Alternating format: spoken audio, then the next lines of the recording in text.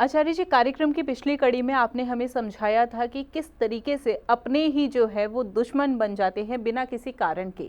लेकिन इस कार्यक्रम के माध्यम से आज के इस सेगमेंट में मैं आपसे यह समझना चाहूँगी, अक्सर ना हम लोगों को यह कहता सुनते हैं कि इस व्यक्ति विशेष के जब से हमारे घर में प्रवेश हुआ है तब से जो है हमारा घर जो है बिखर गया है, या फिर कुछ लोग ऐसे भी कहते हैं कि इस व्यक्ति विशेष के आगमन से हमारा घर जो बिखरा हुआ था वो सिमट गया है, खुशियां से छा गई है। तो क्या सच में ऐसा होता है कि किसी व्यक्ति विशेष का इतना प्रभाव पड़ता है कि सब कुछ तहस नहस भी वो कर देता है और सब कुछ समेट भी वो लेता है? जी, देखिए दोस्तों, सबसे ज़रूरी होता है कि कभी भी हम जब शादी करते हैं या कोई भी शुभ कार्य को जब हम देखते हैं तो उसमें मुहूर्त का विशेष देखा जाता है। वो मुहूर्त को समझा जाता है कि इस कड़ी में क्या करा जाए। और अगर बात करें फॉर एग्जांपल शादी के लिए बात करें तो देखिए ये बहुत ज़रूरी है।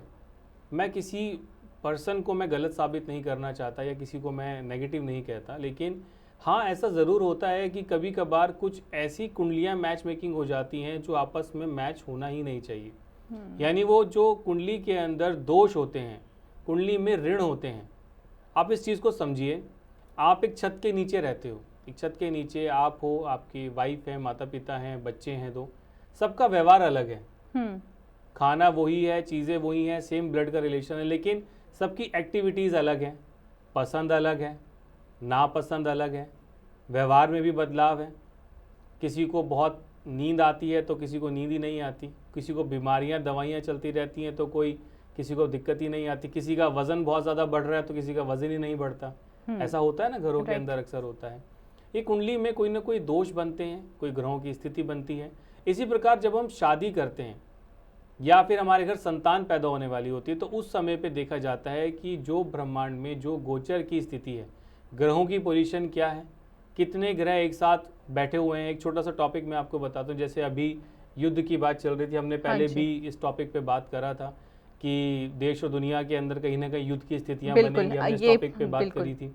तो ये कैसे हमने बताया, जब एक ही भाव के अंदर दो या दो से अधिक ग्रह विराजमान हो जाते हैं तो इसको बोला जाता है ग्रह युद्ध। यानी ग्रहों का ही आपस में जो डिग्रीज होती हैं वो इतने करीब आ जाती हैं, जो परिस्थितियां देश और दुनिया के लिए अच्छी नहीं होती, इसी प्रकार वो इंडिविजुअल इंसान के लिए भी अच्छी नहीं होती।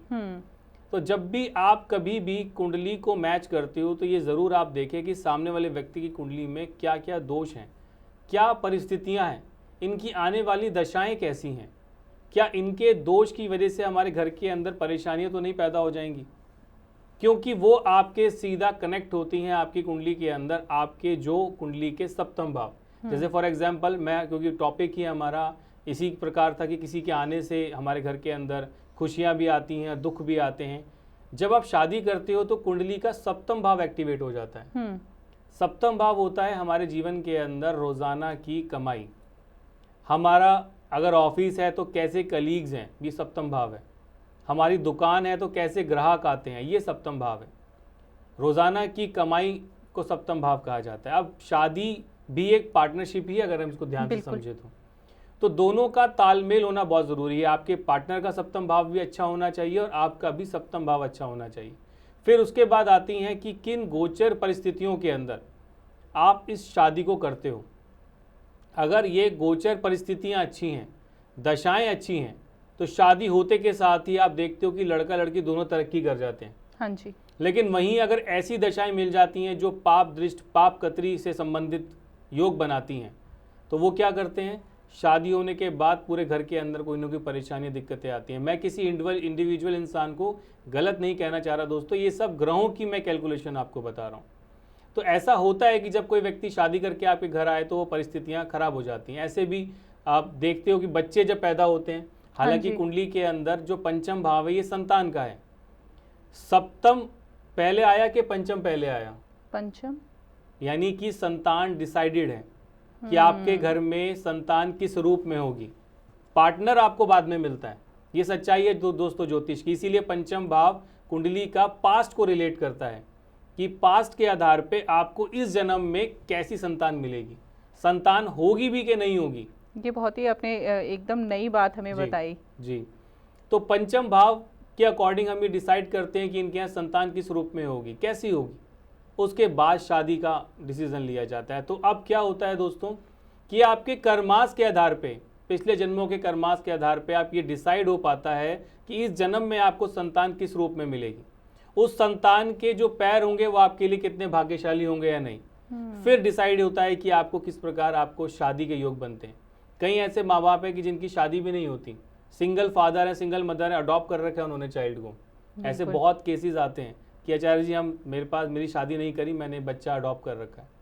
तो ये देखा जाता है कुंडली का पंचम भाव एक्टिवेट है, सप्तम भाव खराब है, तो शादी योग नहीं हो पाती, शादी नहीं बन पाती। लेकिन बच्चे का योग है तो बच्चा उसी रूप में उनको मिलता है। दोस्तों ज्योतिष अनंत है, ज्योतिष कोई बच्चों के लिए नहीं है कि बहुत इजी वे में आप इसको समझ सके। ज्योतिष तो जितने भी जो लोग हैं, मैं देखता हूँ जो जितने भी ज्योतिषाचार्य हैं, बहुत कम जो इसको बारीकी से समझ पाते हैं चीज़ों को। तो मैं आपसे सिर्फ यही कहूँगा कि किसी को दोष देने से ज़्यादा अच्छा है कि आप पहले कुंडली को समझें, उस व्यक्ति के कुंडली में बनने वाले दोषों को समझें। ये ज़रूरी नहीं कि वो लड़की या वो लड़का आपके घर में जब आ रहे हैं तो आपकी कुंडली में दोष लगा। ये भी पॉसिबिलिटीज़ हैं कि बाय डिफ़ॉल्ट ही आपकी कुंडली में दोष हो, कि आपको ऐसी ही संतान मिलेगी, ऐसी ही बीवी मिलेगी, ऐसे ही पति मिलेंगे। तो दोस्तों इसीलिए सबसे पहले अपनी कुंडली को आप समझो, सप्तम भाव को समझो, कुंडली के अंदर आपको कैसी बीवी, कैसे पति, कैसे बच्चों का योग आपका बनता है, आप उसको समझो। ये भाव शुभ है तो अच्छे लोगों में, अच्छे योग में आपकी शादी होगी और तरक्की भी आपको शादी के बाद तुरंत मिलती चली जाएगी। तो मेरा उद्देश्य केवल ये समझाना था कि अपनी कुंडली में समझिए आप ग्रहों की पोजीशन और उसके अकॉर्डिंग आप देखें कि किन उपायों के माध्यम से, रेमेडीज़ के माध्यम से आप इसको बेहतर कर सकते हो और अपने आने वाले जीवन को आप कैसे अच्छा बना सकते हो। तो बिल्कुल सबसे पहले अपनी कुंडली का आंकलन करवाना ज़रूरी है। तो समय रहते आप अपनी कुंडली का आंकलन करवाइए और यदि आप अपनी कुंडली का आंकलन आचार्य जी द्वारा करवाना चाहते हैं तो दिए गए नंबर्स पे आप कांटेक्ट कर सकते हैं। इसी के साथ वक्त इशारा कर रहे कार्यक्रम को यहीं पर विराम देने का आपने कीमती समय दिया, उसके लिए बहुत बहुत आपका धन्यवाद। नमस्कार दर्शकों। नमस्कार दोस्तों। आप हमारे संतवाणी चैनल को सब्सक्राइब करें, वीडियो को लाइक करें, शेयर करें और हाँ, बेल आइकन पर क्लिक करना बिल्कुल ना भूलें ताकि हमारी किसी भी वीडियो की सूचना सबसे पहले आपको मिले।